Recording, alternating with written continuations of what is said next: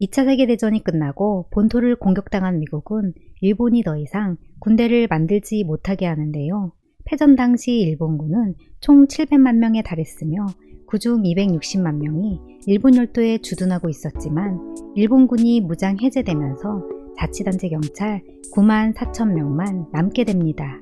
안녕하세요. 지식발대입니다. 구독과 좋아요는 저에게 큰 힘이 됩니다. 연합군은 일본의 비군사화와 민주화를 점령하고 전범들을 추방합니다. 그리고 군인 연금까지 폐지해 일본군 출신들은 생활고에 시달리게 되고 특히 메가더와 시데하라 기주로 총리는 헌법 구조에 전쟁 포기, 전력 비보유 항목을 넣어 일본은 다시는 전쟁을 할 수 없게 됩니다.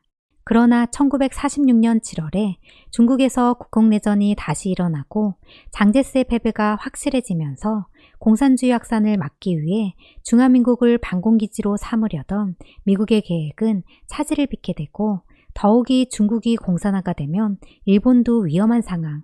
미국은 일본의 공산화를 막고 동시에 반공의 방벽으로 사용하기 위해 일본의 경제적 자립이 필요했는데요. 1948년 미국은 일본의 배상금을 줄이고 공직에서 관료나 군인들을 쫓아내는 일을 중단합니다. 그리고 일본의 재군비를 계획하고 노무라 기치사부로 일본 해군 대장은 해군 재건을 시작합니다. 1949년 10월 국공내전이 마오쩌둥의 승리로 끝나고 중화인민공화국이 수립되자 미국은 1950년 1월 12일에 동북아시아의 극동 방위선인 에지슨 라인을 선언합니다.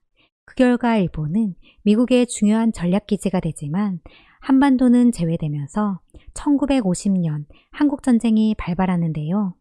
전혀 예상치 못했던 전쟁에 놀란 미국은 일본에 주둔하던 주일미군의 상당수를 한반도로 파견하게 되면서 이로 인한 치안 공백을 막기 위해 일본인들로 구성된 경찰 예비대가 필요하게 됩니다. 1950년 7월 8일 메가더는 일본의 요시다 시게루 총리에게 7만 5천 명 규모의 경찰 예비대 창설과 해상보안청의 인원도 8천 명 늘리라고 요청합니다.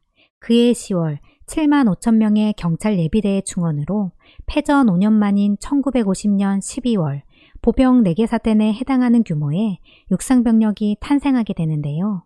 이들은 군사 목적보다는 주로 폭동 진압 등에 중점을 뒀지만 재군비를 하면 한국전쟁에 파병될 수도 있다는 소문이 돌자 구 일본군 출신들은 경찰 예비대의 주도권을 잡기 위해 경찰 출신과 권력 다툼이 생기기도 합니다. 1951년 9월 일본과 연합국 사이의 평화조약인 샌프란시스코 강화조약의 체결로 일본은 집단적 자위권을 보장받게 되고 1952년 4월 28일에 조약이 발효되면서 일본은 국제사회에 복귀하고 주권을 회복합니다.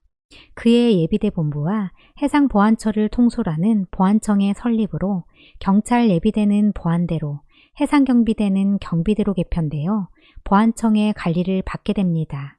1954년 미국과 일본은 상호방위원조 조약이 체결되고 7월 1일부로 보안청은 방위청으로, 보안대는 육상자위대로, 경비대는 해상자위대로 바뀌면서 군사력을 재건하고 재무장한 일본 자위대가 탄생하게 됩니다. 그리고 이때부터 우길기가 본격적으로 부활합니다. 해상자위대는 육상자위대와는 달리 구 일본 해군의 문화를 그대로 가지고 있습니다. 이는 해상자위대의 창설 멤버가 구 일본 해군 그대로였기 때문인데요. 미국은 일본 해군의 강력한 전략과 노하우를 보존하고 활용하려는 의지가 반영되었던 이유입니다.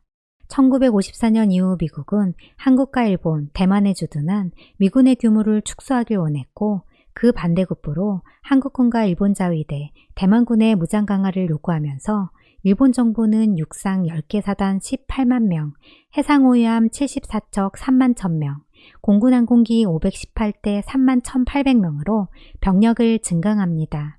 그리고 1952년 26만 명이었던 주일미군이 1960년에 4만 6천 명으로 감축합니다. 1965년 미국의 적극적 개입으로 한일 기본조약이 체결되면서 미일 안보협력의 체계는 한미일 3국의 군사협력으로 변화됩니다. 2010년에 접어들면서 적의 침략 시 방어 목적으로만 병력이 동원될 수 있다는 자위대의 전수방위 원칙을 뒤엎는 변화가 시작되는데요. 2014년 5월 아베는 전수방위 원칙을 폐기하고 자위대의 집단적 자위권 보유를 천명합니다. 자위권 행사 내용에는 동맹국이 공격받을 경우도 포함되는데 만약 한반도에 전쟁이 발생하고 미국의 요청이 있으면 일본 자위대는 한반도에 들어오는 것도 가능해집니다.